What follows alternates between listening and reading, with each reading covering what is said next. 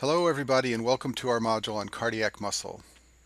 Cardiac muscle shares many similarities with skeletal muscle. Both cardiac and skeletal muscle are striated. They both contain sarcomeres and actin and myosin and troponin and tropomyosin, and they both have T-tubules that abut the sarcoplasmic reticulum. And I talk about all these things in detail in the video on skeletal muscle. What I'm going to do in this video is focus on the differences between cardiac muscle and especially what makes cardiac muscle unique. One way that cardiac muscle differs from skeletal muscle is that cardiac muscle has dyads instead of triads. In the video on skeletal muscle, I talked about the triad shown on the screen here. A triad consists of a T-tubule down the middle surrounded by two terminal cisternae of the sarcoplasmic reticulum. This entire structure is called a triad. In cardiac myocytes, you have a T-tubule, but it's only surrounded by a terminal cisterna on one side, not the other, and therefore this is called a dyad instead of a triad. Some other differences are shown on this slide here. Cardiac muscle is involuntary. You can't make your heart beat the way you can with skeletal muscle. In addition, skeletal muscle is depolarized by motor neurons. Cardiac muscle is depolarized by pacemaker cells like the SA node. And then finally, cardiac muscle has gap junctions, which are shown in this drawing on the screen here. Gap junctions are connections between two neighboring cells so that molecules can move from one cell to the other without having to be excreted into the extracellular space.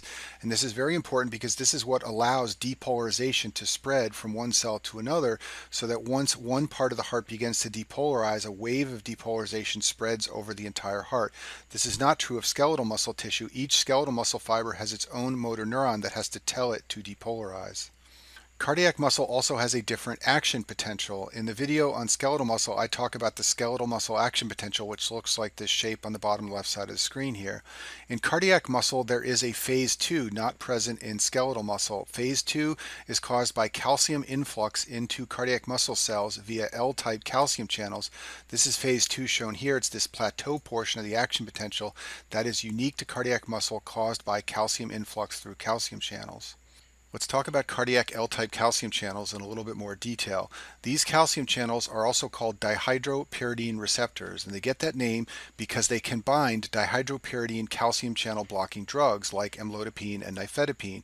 And you may know that these drugs are sometimes used in the treatment of hypertension. But here's the confusing part that you have to understand. Even though the L-type calcium channels in the heart are called dihydropyridine receptors, and even though they can bind these drugs, they do so with a very low affinity, and as a result, amlodipine and nifedipine and other dihydropyridine calcium channel blockers have very little effect in the heart. Most of their effect is in smooth muscle. In contrast, non-dihydropyridine calcium channel blockers like diltiazem and verapamil have a much higher affinity for the L-type calcium channels in the heart, and therefore these are the drugs that are used when you want to block calcium channels in the heart. So you've got to imagine that you have a cardiac myocyte and it's got an L-type calcium channel on its surface that will allow calcium to enter the cell.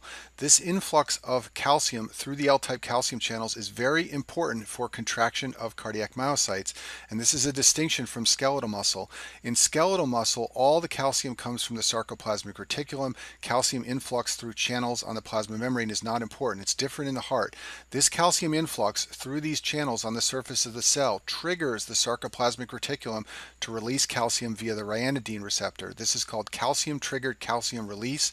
It's unique to cardiac myocytes, and because of this phenomena, this phase 2 of the action potential is very important. Calcium comes into the cell in this phase of the action potential that triggers the sarcoplasmic reticulum to release calcium, and that's what makes the myocyte contract. Very different from skeletal muscle, where you have a motor neuron depolarizing the muscle cell, and that causes the sarcoplasmic reticulum to release calcium that leads to contraction. Let's talk about contractility. With each heartbeat, all cardiac muscle cells contract. So if the heart wants to squeeze harder and raise the contractility, it can't recruit extra fibers. That's what skeletal muscle does sometimes, but the heart can't do this.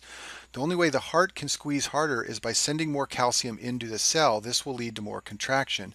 The way this is done is the heart allows more calcium entry via L-type calcium channels. That leads to more calcium-triggered calcium release from the sarcoplasmic reticulum, and this will lead to more contraction and higher contractility.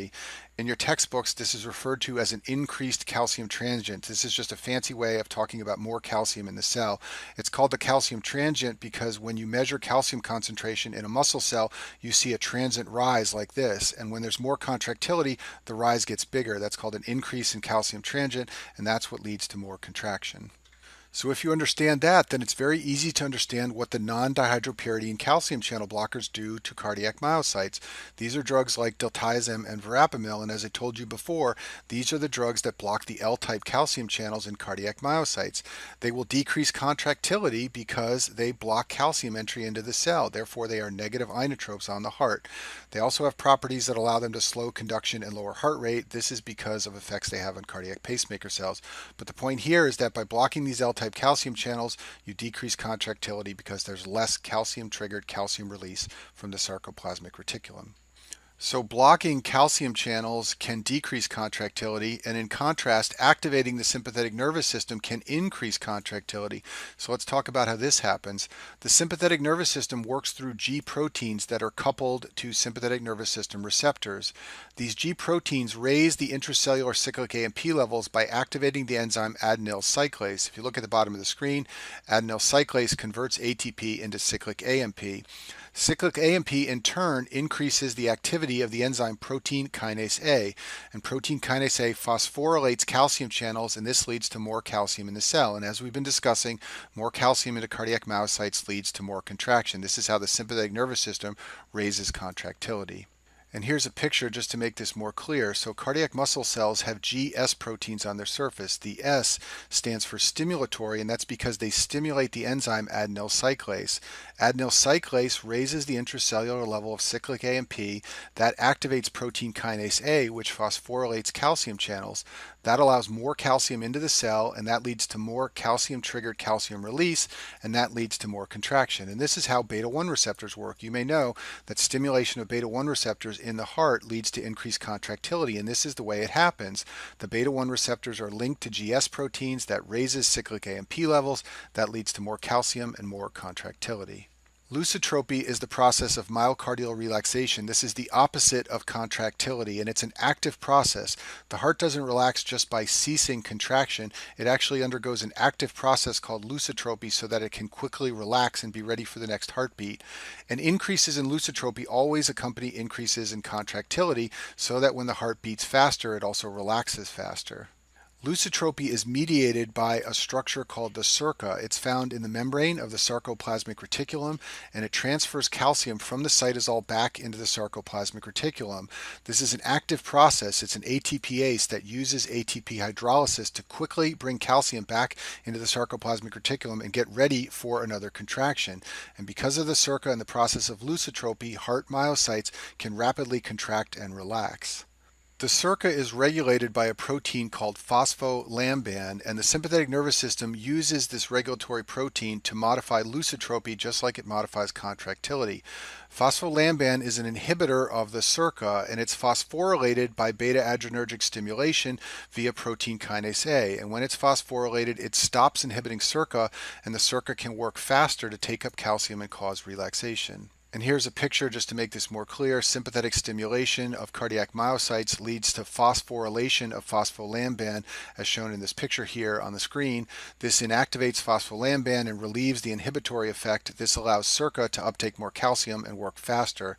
So the bottom line here is that the sympathetic nervous system can increase both contractility and relaxation in the heart, both by modifying the amount of calcium in the cytosol. That's the big picture take-home point. And that concludes our video on cardiac muscle.